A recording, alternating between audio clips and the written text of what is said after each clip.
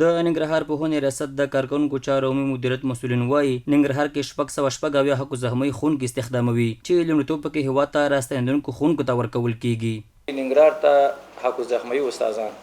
676 استادانو سهم ورکړی دی چې دا په ټولو ولسوالو په تناسب دی. موږ چې دغه استادانو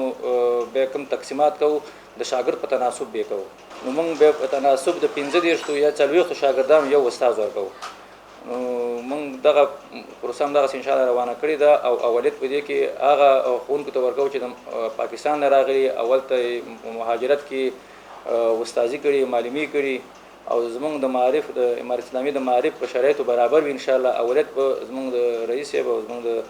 مشرانو دا غوښتنه چې اولیت به دغه استادانو ته ورکول کېږي. مسؤلین دغه راز وایي د یادو ښوونکو په تکرر سره به تر ډیره په ښوونځیو کې د ښوونکو د کمبود ستونزه حل او درسي بهیر به ورسره لا پیاوړی شي. دا به انشاءالله چې موږ کوم معلومات کړی دی دا تقریبا 80% دا موږ سره دا تشه ډکېږي، ځکه موږ هغه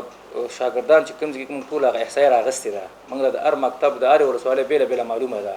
نو موږ که په هماغه تناسب باندې د شاګرد په تناسب باندې استاد ورکړو انشاءالله چې 80% دا موږ کومه تشه چې دا ډکېږي انشاءالله. د ننګرهار پوهنې ریاست د کارکوونکو چارو عمومي مدیریت د مسؤلینو د معلوماتو له مخې د دې ولایت د مرکز په شمول د ولسوالیو په بېلابېلو ښوونځیو کې تر دې دمه 19,640 هېواد ته راستنه شوي کډوال زده کوونکي شامل شوي دي.